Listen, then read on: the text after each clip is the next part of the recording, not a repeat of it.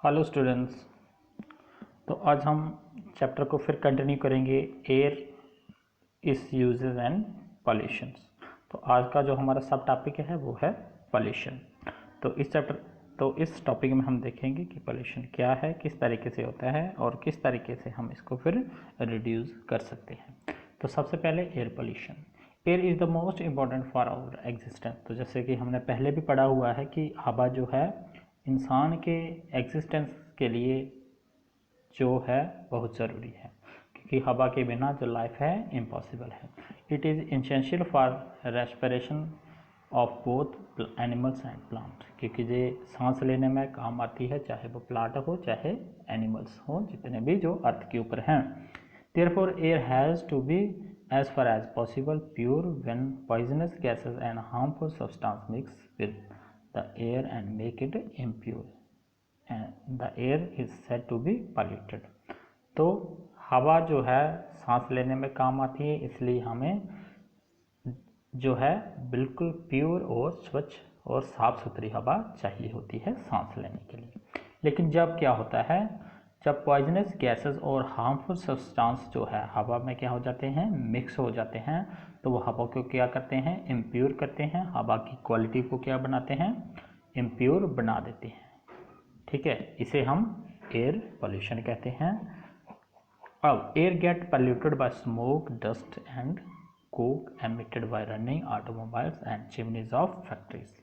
अब क्या है कि एयर जो है वो पोल्यूटेड किससे होती है, स्मोक से होती है, डस्ट पार्टिकल से होती है और कोक से होती है, जो कि ऑटोमोबाइल रनिंग से, और जो चिमनीज होती हैं बड़ी बड़ी फैक्ट्री से, उससे क्या होती है, पोल्यूटेड हो जाती है।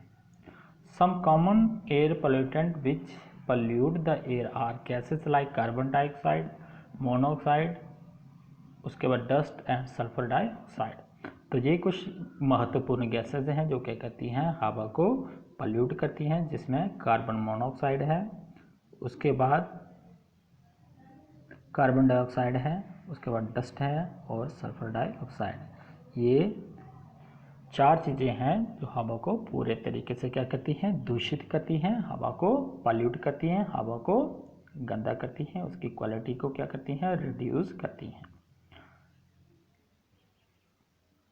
अब सोर्सेस ऑफ एयर पोल्यूशन। अब देखेंगे कि एयर पोल्यूशन होता कैसे है। तो सोर्सेस ऑफ एयर पोल्यूशन हम देखेंगे सबसे पहले various sources of air pollution. अब various sources of air pollution में क्या क्या आता है, सबसे पहले various sources of air pollution are burning coal, wood, kerosene, petrol और डीजल एटसेट्रा। तो फर्स्ट जो है क्या है, जब क्या होती है,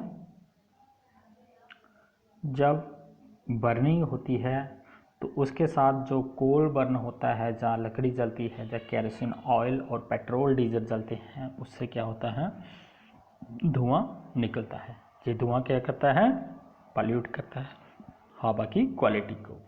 उसके बाद है हमारा एग्जॉस्ट गैसेस फ्रॉम ऑटोमोबाइल। दूसरा, जो ऑटोमोबाइल होते हैं उसके चलने से जो गैसेस निकलती हैं, उससे जो स्मोक निकलता है, वो भी हवा को क्या करता है, पॉल्यूट करता है। उसके बाद स्मोक फ्रॉम फैक्ट्रीज। तो फैक्ट्रियों से जो धुआं निकलता है वो भी क्या करता है, हवा को इम्प्योर करता है, हवा की क्वालिटी को क्या करता है, पॉल्यूट करता है। नेक्स्ट जो है smoke, dirt and dust raised by the heavy traffic. उसके बाद धुआं और गंदगी और जो डस्ट निकलती है जो कि ट्रैफिक की वजह से, उससे भी क्या है, हवा की क्वालिटी के ऊपर क्या होता है, असर होता है और हवा क्या होती है, पॉल्यूट हो जाती है। उसके बाद dirt and dust from a certain mines. उसके बाद डर्ट और डस्ट जो है, जो कि बहुत क्या होती है, माइनिंग जो साइट्स हैं, वहाँ से जो धुआं और गंदगी निकलती है, जो डस्ट निकलती है, वो भी एयर की क्वालिटी को क्या करती है, इम्प्योर बना देती है। Decaying animal and plant matter in garbage. अब अगला जो है हवा के पोल्यूट होने का कारण, वो है डिकेइंग एनिमल। जब एनिमल जो है वो क्या हो जाते हैं, डिके हो जाते हैं, ख़त्म होने लगते हैं, और प्लांट का जो सड़ा हुआ मटेरियल है वो जब गार्बेज में छटते हैं या जब कोई एनिमल डिके होता है तो उससे भी क्या होता है, स्मेल निकलती है जो कि हवा की क्वालिटी को क्या करती है, इम्प्योर बना देती है। तो इस तरीके से हवा जो है वो अलग अलग सोर्सेस से क्या होती है, इम्प्योर होती चलती है। आगे इफ़ेक्ट ऑफ एयर पॉल्यूशन। अब हम देखेंगे कि उसका इफ़ेक्ट जो है वो ह्यूमन लाइफ के ऊपर क्या रहता है। तो सबसे पहले क्या है कि polluted air is harmful and injurious to human health. Some of the harmful effect of inhaling polluted air are. तो पॉल्यूटेड एयर जो है वो इंसान की सेहत के लिए क्या है, बहुत ही खतरनाक होती है। तो कुछ ऐसे इफेक्ट हैं जो कि पॉल्यूटेड एयर लेने से होते हैं, वो है हमारा redness and irritation of eyes. तो सबसे पहले इसका इफेक्ट जो है आइज़ के ऊपर पड़ता है। तो आइज़ जो क्या होती हैं, रेड हो जाती हैं और उनमें इरिटेशन, खारिश, खुजली जैसे होने लगती हैं। उसके बाद choking sensation in the throat. अब थ्रोट में भी क्या होता है, इन्फेक्शन होने लगता है। नेक्स्ट है difficulty in breathing and bronchitis. तो अगला जो है सांस लेने में दिक्कत होती है और उसके लंग्स जो है वो क्या हो जाते हैं, ख़राब हो जाते हैं, उनको ब्रोंकाइटिस की डिजीज़ हो सकती है। उसके बाद कफ, खांसी हो जाती है, स्नीजिंग आने लगती है। तो अगर हम पॉल्यूटेड एयर का इस्तेमाल करेंगे तो ये सारी डिजीज़ जो हैं हमें फेस करना पड़ सकती हैं। Next control of air pollution. अब किस तरीके से हम एयर पॉल्यूशन को कंट्रोल कर सकते हैं, इसमें हम देखेंगे the pollution of air can be controlled by the following वे। तो सबसे पहले हमें क्या करना है, सबसे पहले by using smokeless sources of energy. सबसे पहले हमें स्मोकलेस सोर्सेस ऑफ एनर्जी का इस्तेमाल करना है जिससे कि धुआं ना निकलता हो। आप इसमें एलपीजी गैस का इस्तेमाल कर सकते हैं और गाड़ियाँ चलाने के लिए या तो इलेक्ट्रिक जो गाड़ियाँ हैं उनका इस्तेमाल कर सकते हैं या फिर जो सीएनजी से चलने वाली गाड़ियाँ हैं उनका इस्तेमाल कर सकते हैं जिससे कि पॉल्यूशन की समस्या को कम किया जा सकता है। उसके बाद सोलर एनर्जी और विंड एनर्जी का भी इस्तेमाल किया जा सकता है। तो अगर हम सोलर और विंड एनर्जी को इस्तेमाल करेंगे तो ये सारे pollution free source of energy हैं। आगे by installing the very tall chimneys in the factories. अब जब फैक्ट्रीज लगती हैं तो उनमें क्या करना है हमें कि जो एक तो फैक्ट्री जो है उसकी लोकेशन है वो जो बस्तियां हैं, जो सेटलमेंट है उससे दूर होनी चाहिए।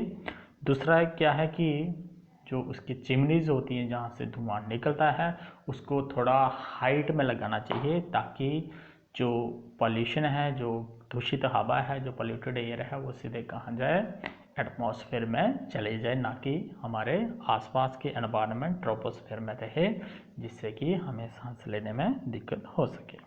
उसके बाद थर्ड और मोस्ट इम्पॉर्टेंट जो पॉइंट है वो है बाय ग्रोइंग मोर ट्रीज। तो पॉल्यूशन को कट करने का, कम करने का एक ही ज़रिया है और वो है प्लांट लगाना, ज़्यादा से ज़्यादा पेड़ लगाना। तो अगर हम चाहते हैं कि पॉल्यूशन को कंट्रोल किया जा सके और हमारी जो हवा है वो क्या हो जाए, शुद्ध हो जाए, साफ हो जाए, क्लीन एयर हो जाए, तो इसके लिए हमें ज़्यादा से ज़्यादा पेड़ लगाने हैं, ना कि पेड़ों को काटना है। तो ये था हमारा आज का टॉपिक जिसमें हमने देखा एयर पॉल्यूशन, उसके सोर्सेज क्या क्या हैं, उसका इफ़ेक्ट क्या क्या है और फिर किस तरीके से उसको हम कंट्रोल कर सकते हैं।